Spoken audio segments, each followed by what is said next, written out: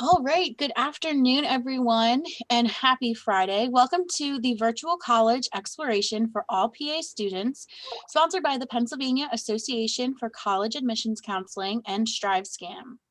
Thanks once again for joining us. Just a few housekeeping items before we get started. You are able to use the Q&A button on your screen to type your questions to our presenters at any time. Please note that your camera and your microphone are off, so our panelists will not be able to see or hear you. This is just one of many different sessions that are currently happening, so be sure to check out the full schedule at pacac.org/virtual.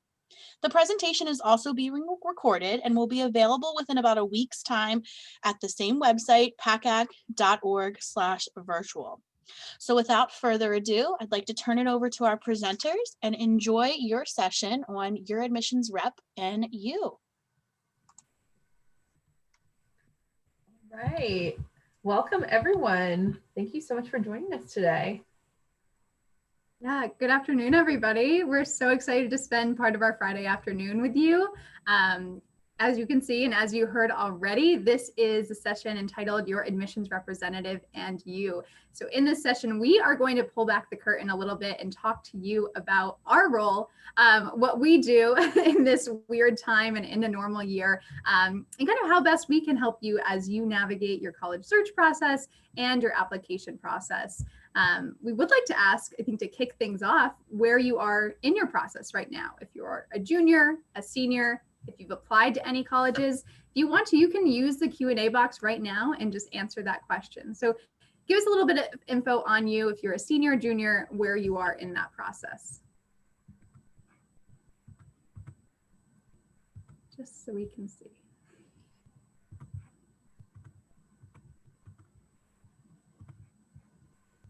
Awesome. Well, and as you're doing that, I think we can dive into some introductions and kick things off. Joined by a couple wonderful people. I'll let Trevor start things. Thanks, Caroline. Like Caroline said, my name is Trevor Diamond. I'm a first-year admissions counselor at Temple. I've been at Temple since April 2019. Before that, I was also an admissions counselor at Ithaca College, and then before that, I was a student at Dickinson College, where I worked in the admissions office for all 4 years as a tour guide and interviewing students and generally kind of working around the office. I think, briefly to summarize what I wrote in this little paragraph, I think what I enjoy most is getting to work with students. I know that this can be a really stressful time. I remember my college process, even though it feels like ages ago, in 2012, and it's a really exciting time. And so hearing the students' excitement for what they're going to do when they go to college and what they're passionate about is a really enjoyable part of getting to work while everyone is again working on this very stressful period in their life. And I think that's enough from me for now. We'll keep going. I was muted again. I don't know what is with me and this mute button, but well, hello everyone. My name is Shelby, and I am one of the assistant directors of admission at Franklin and Marshall College, located in Lancaster, Pennsylvania. As you can see on my little slide here, I'm also an alum. I graduated 2016, so that makes me the oldest of the group of admission counselors here today. But yeah, I just love this time of a student's life. It's just such an amazing period of growth and exploration within yourself and finding out what you like. And it's such an energizing atmosphere. So I love doing what I do, working with students, finding them the best fit school. So yeah, I think that's enough about me. I'll move on to Caroline. Thanks, Shelby. Yeah, my name is Caroline Smeagol. I am an admissions counselor at Dickinson College. You can see here that I've been at Dickinson for a while. So I did my undergraduate studies at Dickinson, studied American Studies, and then shortly after graduating, I joined Dickinson as an admissions counselor. So to echo kind of what Trevor and Shelby said, I love this work for a lot of different reasons, but it definitely always comes back to the students. I love connecting and counseling students through this period. I know can be stressful, it can be scary, but also really exciting and fun. So I love to help students find their fit, hopefully at Dickinson, but also just counsel them through this entire process. So yeah, it's a little bit about all of us. We've got some great things planned to talk about today. I think before we dive in too deep, we want to talk a little bit about terminology. It's a lot to know when it comes to admissions, so we want to break down some of the main terms for you. Yeah, so we'll take it in alphabetical order, just as it's displayed. So the first one is admissions representative, which the three of us are. I think sometimes it can be helpful just to know that there is a person there for you. So usually we're separated out by territory. Either multiple states will be broken up into multiple territories, or for example, I work with students in all of New England, so all of those states fall under my purview. But there's always someone that you can reach out to who has possibly been to your high school before or will be visiting your high school. It kind of has a sense of the situation. And so you can ask any questions of them. When you're working on the application process, you'll hear a lot about the different types of admission decision rounds. So there's early decision, which is usually, it is a binding agreement. So you're basically saying, if I'm accepted to this school, I will be going there. Then a lot of schools will also offer early action, which is early like early decision, but not binding, or like early decision is. So it's kind of that middle ground. Schools will have regular decision, which is usually later. The deadline is usually in the new year, but it will vary from school to school. And then a lot of schools will also have rolling admissions, and that is they continue to make decisions over the course of the academic year. When you're applying, a lot of schools have different types of application, but most of them are all on the Common App. So the Common Application is a universal application. I think I speak for all of us when we say, we don't want you filling out multiple applications and having to enter in your zip code and your school's zip code multiple times. So the Common App is a really great way of being able to start the application. Some schools might have supplemental questions for you, but the general information all comes from the Common App. Awesome. Moving on to demonstrated interest. I think this can mean different things school to school, but it's basically your tracked engagement with either the Office of Admission or a specific admissions counselor. So if you send us emails, if you register for events that we held on campus or virtually in this year, we will use that as part of the review and the application. So like I said, it's handled differently in each school, but that's kind of the general gist of demonstrated interest. Financial aid, this is a little bit more technical term, but basically financial aid is based on your unique financial situation at home. So there's a lot that goes into financial aid, from the FAFSA, the CSS profile, parent or guardian tax documents, as well as other financial information. We all take that information, and then from there we generate a number that is your institutionally determined need from our governmental structures in place. And then at lots of schools that can be added to your tuition to reduce the amount that you are paying in the end. So financial aid is really helpful for students. Some needs to be paid back, if it's in the form of a loan, if it's in the form of a grant that is not needed to be paid back. But lots of sort of technical nuances within financial aid, but every college has an Office of Financial Aid to help you with that process. And then holistic review. This really means that when we read an application, we're not just looking at one aspect of the application. So we're not just looking at GPA, we're not just looking at an SAT or an ACT score. We read everything that you put in front of us. And I think that this really does benefit the student in the long run, because we get to know you as a whole person and not just a score. Awesome. And I'll take the last few. So an interview, you may encounter this along your admissions process. Some schools will offer interviews as optional opportunities, others will require it, and some schools won't have interviews at all. So as you're thinking about demonstrated interest, as Shelby just explained, this is a great way to demonstrate your interest and share more about yourself with your future colleges. You may see that there are two different kinds of interviews that you can encounter: an informative and an evaluative. So in the informative interview, you're likely going to hear a lot of information about the school. It's going to be less based on you and kind of you answering questions. It's more about the school overall and your potential fit there. An evaluative interview, which I think you will encounter more often, is one where you are being asked lots and lots of questions, and all of that information, that conversation, that evaluation will be a part of your admissions application. So an interview is a great way to really share your story, bring your story to life, and also learn more about your fit with the college. Merit Scholarship, so great opportunities for students. These are awards based on students' academic and extracurricular achievements. These vary from school to school. Again, some schools will offer merit scholarships, some will not. So always do your research when in doubt, you can always contact your admissions representative to learn more, ask questions about, specific qualifications for each, their applications required for merit scholarships, all of that. Finally, testing. This is, of course, probably on your mind a lot if you guys are current seniors. There's been lots of discussion around testing, and we will certainly get into that a little bit later. But standardized testing is typically a part of your admissions process, taking the shape of an SAT or an ACT test. It's a kind of common measurement for students as we're evaluating different candidates from different states, different high schools, a way to make things kind of more common for students. You'll note that we also included test optional, test blind, test free. I think now, especially in COVID, we're kind of shifting different directions. So some schools won't require testing. Some schools won't look at testing at all.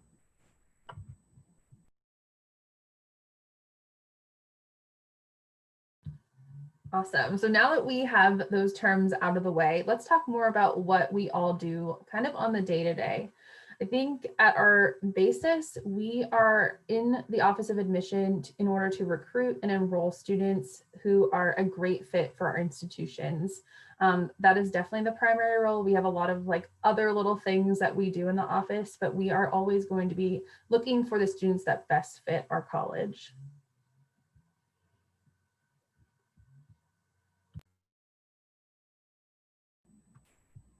Yeah. In addition to that, we are really, counseling students throughout the college search and application process. So, we are all admissions counselors, admission representatives in different ways, but we never want you to forget about that counseling piece of our role. We are really there to assist you as you move through, as you have questions, maybe as you have concerns or maybe issues with your application process or maybe your fit with an institution. We really do kind of value that side of our job and really want to be the best person to assist you through different ups and downs of the college process, because we know that there is a lot that goes into it, and it can be hard to make those final decisions as you're choosing where to apply, and then maybe come the spring choosing where to go. And I think, the last step of that is reviewing applications and making decisions. Sometimes I think you can be talking to an admissions counselor and forget that that person is also a person who is then reviewing applications. So we don't, have these conversations with you and answer your questions, and then that information doesn't go anywhere. Building a relationship can be really helpful, because then when an admissions counselor pulls up your application, they'll have gotten to know you a little bit and really be able to bring that information when reading your application, possibly advocating for you and working with you in the process of after your application has been reviewed and where you're deciding to make that decision, that final college decision.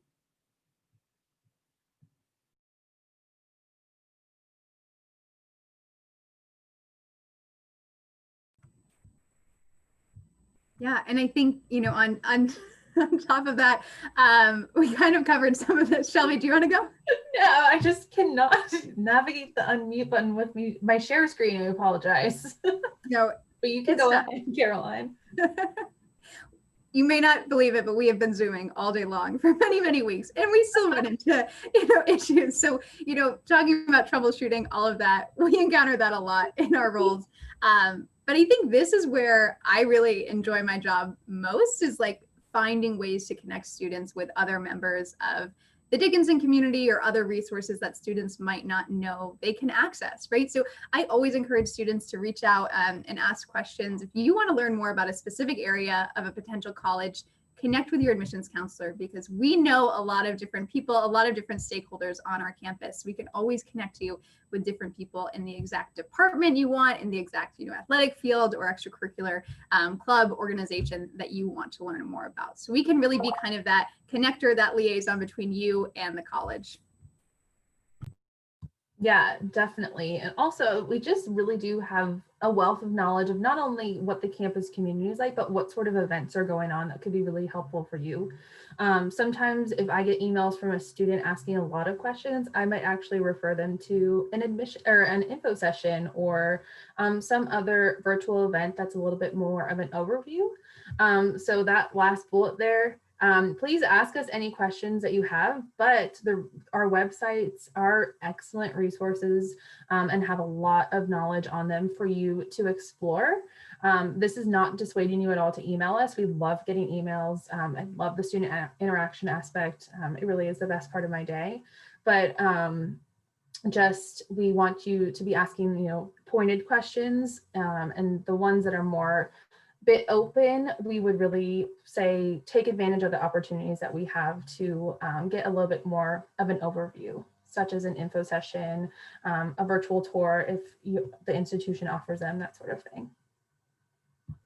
And we're also always here. I think that when you're going through this process, you don't want to be emailing kind of a faceless email address. So if you're having an issue with an application or you want to make sure some additional information can be sent in, I always would prefer that students email me directly, because that creates a real sense that we're going to be able to get this done. And if for some reason you don't see it updated or the issue isn't fixed, then you can reach back out and there's a paper trail that we've been working through this. So we're here at any point in this process. I always tell students there's never too many questions, or it's never too early to start asking questions. So we always want to make sure that there is someone that you can address by name and really build a connection with while you're going through, even if something some problems can arise.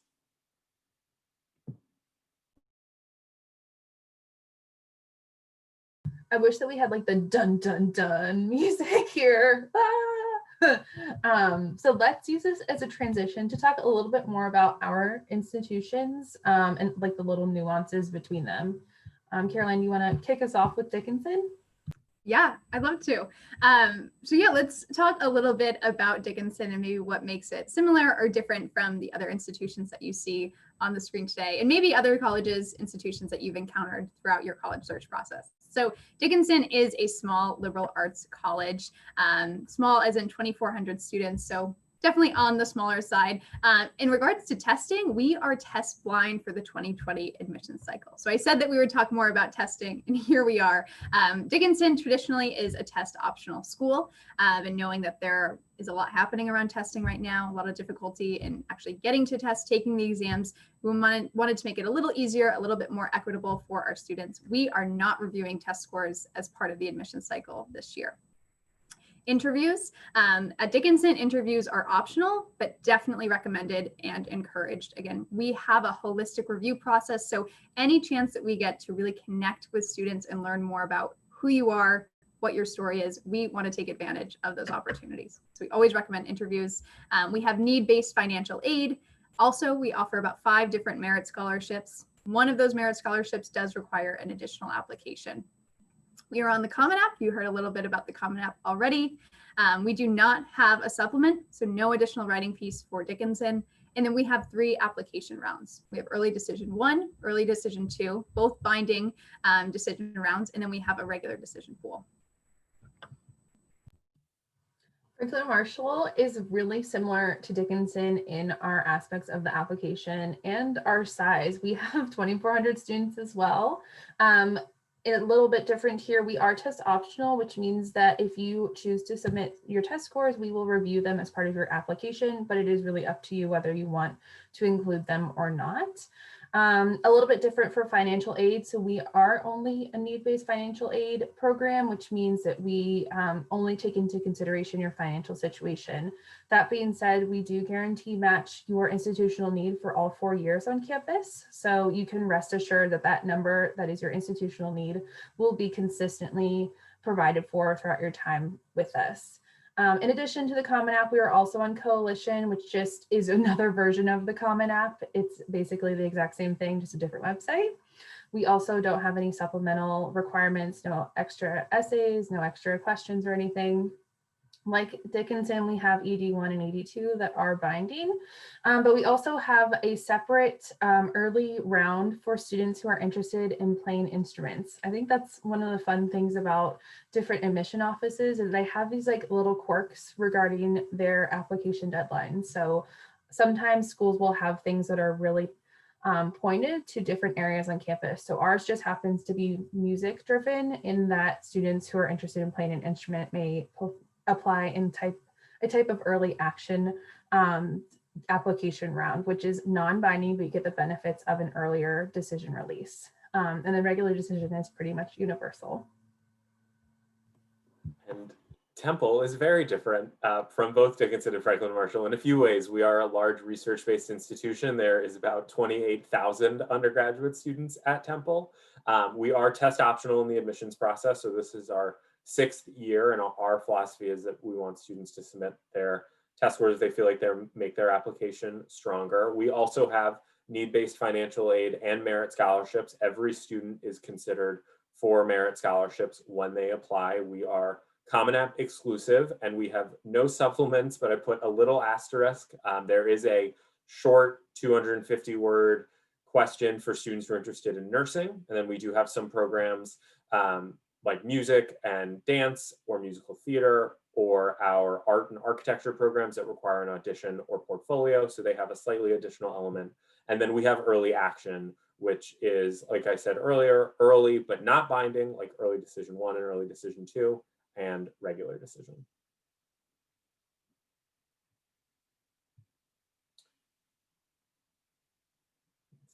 I'll keep talking. You know, we've seen some changes in applying to college since the COVID-19 pandemic. We've definitely seen an increase in a number of schools going test optional or test blind. It's always really good to check with schools when you're interacting with them and asking what their test optional policy is. This is a new thing that they've changed because of COVID-19, if they've been test optional before, so you can kind of get a sense of what their application process can look like.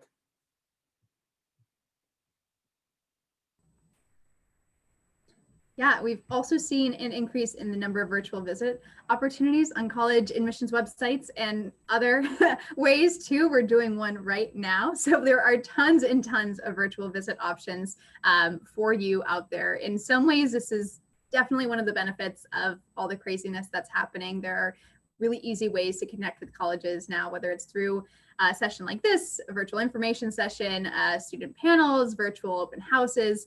There's a lot to learn, a lot to do, lots of Zooming to be had. So go on all the websites that you're interested in and schedule some of those virtual visits. In some ways, it's easier than ever to visit a college and connect with current students. So I think that's a great thing to do. And some colleges are doing on-campus visit opportunities. So, you know, dig deeper and see where you might be able to actually visit in a safe way. Yes, and with the increase of the virtual world, it results in an increase of emails and correspondence with students. I've heard from some students that your inboxes are just being overloaded from information from different colleges trying to alert you about the benefits of our schools. So don't let that massive influx of emails overwhelm you. It's just something you can chip away at, but there is really helpful information often in those emails, whether it's exposing you to different events that they're having on campus or highlighting separate programs within their overarching institution. So read those, but it's really just informative, since there is a decrease in accessibility to college campuses, just given the environment with COVID and having to maintain proper social distancing. So this in itself poses a lot of challenges for students, in that oftentimes students will say that they need to be on campuses in order to sense whether it's a great fit, if they can see themselves for 4 years. But as Caroline was discussing, there are a lot of different virtual visit opportunities that are able to replicate being on campus. So definitely check out admission websites, because there are ways to kind of compensate for not being able to have students on campus. I think finally, we just wanted to note that this is a crazy time. There's a lot on your plates in different ways. You know, many of you are doing hybrid or remote schooling, and that can be a challenge. We also know that maybe sports, clubs, jobs, those things have stopped, and you're likely wondering, how do I represent my full self on my common application, on my college applications? We know that you are going through a lot right now. And so we just want to put it out there that, again, we are real people. We are taking, you know, the world into consideration when we're looking at your applications, reviewing your applications. If you're ever concerned, again, about, you know, not representing your full story or full self, always reach out to us and let us know and schedule a conversation or explain it in an email. We know it's not an easy time to look at school. So just putting that out there. Trevor, Shelby, anything to add on that last note of more stress for students? I think the main thing is to know, like Caroline said, you can always reach out to us. I've gotten a lot of emails from students saying, I'm sorry to reach out so much. You're never bothering us. That's why we're here to answer your questions. We are also, we have also had to make a lot of changes. So we've been working with you, and we're on a lot of Zoom calls as well. So we totally understand where you're coming from. So when you're scheduling phone calls with us or emailing us, there's never too much. We always want to make sure that you feel as comfortable in this process. That's why we're here. Yeah, really well said, Trevor and Caroline. But also, just to further alleviate stress, we are really considering that as we begin to start to read applications soon. So don't let this sort of overwhelm you, because everybody is dealing with similar issues here in the college search process. So know that we are all in this together, and we will get through it together. Yay, I guess I can continue since I'm unmuted for once. So some application tips. I always stress this with my students, to spend some time with your personal statement. At least for Franklin and Marshall, that is one of the best ways that I can get to know you as both a student and a person. So definitely pick a topic that really represents you well. Don't pick something that you think I want to read, because I really don't know that much about you other than, what you're involved in and what you are taking in school. So I want to know kind of beneath the surface, what sort of things are you passionate about? What are some of the experiences that have shaped you? So the personal statement is a great way to bring that into the application. Yeah, I completely agree. I think that is definitely the place to really get to know students, see their full self come through. But there are other ways to talk about yourself, or maybe highlight different things that you're involved in. I know it can be hard to put your whole self into, a 5-paragraph, 6-paragraph essay. So think, really deeply, really critically about the ways you spend time outside of the classroom, and, maybe where you can highlight yourself in different areas of the application through your transcript, letters of recommendation, extracurriculars. I think especially letters of recommendation, those are really great places for us to learn more about who you are, especially in the classroom, not necessarily from what we can see in your transcript, but how you learn. And so it's not necessarily going to be a professor who gave you the best grade, but maybe it's the professor that you had worked with a lot one-on-one, or a professor whose class you were really passionate about. These teachers that can really speak to who you are as a student, because that's what we're reading the letters of recommendation for. I think everyone would say that we can pinpoint when a teacher is really passionate about their letters and really excited to write them, just like how we can see when you're really excited to write your essays. So really thinking deeply about who you're choosing to recommend you is a really important part.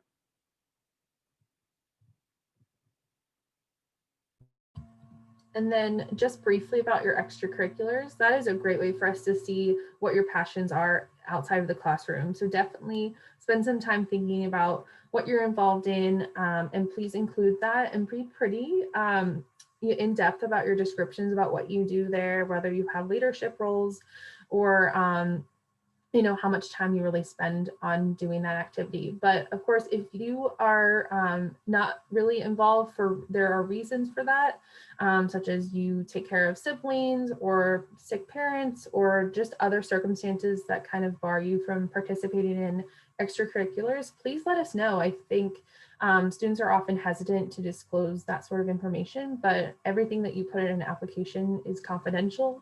So you should never feel sort of worried about disclosing extra information. But of course, if you don't feel comfortable, that is also up to you as well. But know that when we're reading an application, we are taking everything that we have in front of us when we are making our decision. Anything else to add about the app? I don't think so.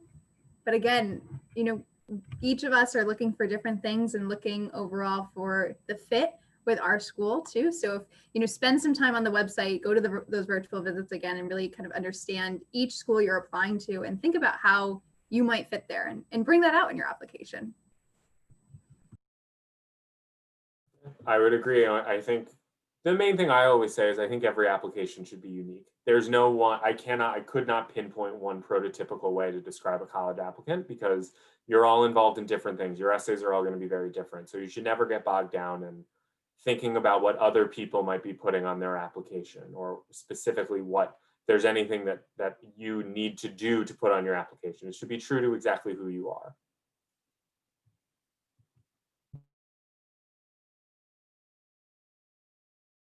All right, that about wraps up the content of our presentation. Throwing a little quirk in here with a meme, trying to stay current, but please, if you have any questions, please submit them through the Q&A. And then, regardless if you are interested in Dickinson, Temple, F&M, all or neither, please feel free to reach out to us. We are universal resources about the college search process, and we are more than happy to support you in any way that we can. Yeah, I hope this was helpful as you are navigating your college search and kind of understanding how we can be advocates for you in this process. We have some more time, so please, use that Q&A box now, and we will, read those questions out loud so everybody can learn and benefit from them. So if there's anything that you want to learn more about, or maybe we didn't touch on, please ask away. We are here to be universal resources.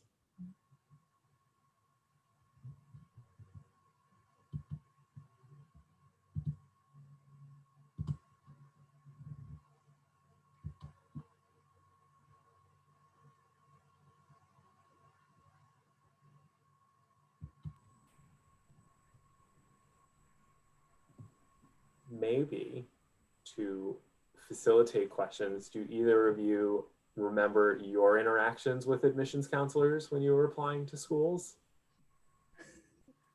Yes, Yeah. I think about my college search all the time. I thought, after I got into my colleges, it would be over, but here I am working with the college search process every single day. I think since I do a lot of interviews through Dickinson, I always think back to my first college interviews and just how nervous I felt going into those offices. I mean, now, going into those Zoom calls. And, I think I always want to tell students and help them understand that those interviews really are just a conversation, a way for us to understand who you are, right? There are no wrong answers in a college interview. And we want to be helpful. We want to get to know you in those conversations. So I know it's not great advice, but don't be nervous, right? Like, be yourself, talk slowly, bring some water in, whatever you need, but know that we are real people on the other side of the desk, just wanting to get to know you. I wish I could go back and tell myself that, like, calm down, you're going to be fine, you'll get into college, because it can be nerve-wracking. Yeah, I think that there is a lot of stress and undue pressure put on students regarding the interviews. And at least when I do them, they're super conversational. I actually say in the beginning, I'm like, this is not meant to be stressful. I really do just want to get to know you. But thinking back to my college search, I actually had no idea that admission counselors and admission reps were here to actually help me through the admission process. And once I started at F&M, I was like, why didn't I take advantage of any of this? So hopefully if you get anything from this presentation, know that there are people in colleges who are there to help, and that is their role, and they will do everything that they can to get you the information that you need. I completely agree. I wish someone had told me that. I was kind of the exact person that our little meme is mentioning, where I went on multiple tours where I did not say anything. My mom would ask questions and I would glare at her because I was like, I want to be here and leave. And so now I always think it's funny that now I ended up working on this side of the desk where you want to hear those conversations. And I wish that someone had grabbed me and been like, this is your time to advocate for yourself and learn whatever you want. And it's very low stress. And these people are here to help you. And I think that is, when I look back on my college process, what I wish that I could go say. Everything worked out in the long run though.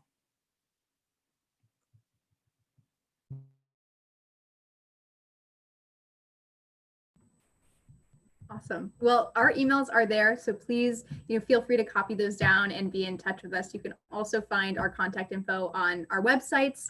It's a great place to find, your actual admissions counselors for each of these, for each of the colleges you're looking at. That information is always available to you on the admissions website. So just do some digging, you'll find it there. And we'd love to hear from you, like the slide says. Yeah, thank you so much for joining and learning a little bit more about, this information, our work, and how we can best serve you. Any final words from Trevor, Shelby, before we have Megan come back in?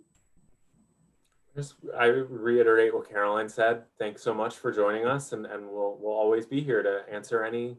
No question is too small. Any questions? Yeah, no questions too big either. But yeah, wish you the best of luck with your college search. We are so excited to be working with this new group of students. Yeah. So please reach out to your admission counselors, your admission reps, but also just do what you need to do. The college search is your college search. So ultimately you need to do what is going to be the best for you. But thank you so much for joining us. It was a pleasure talking to all of you.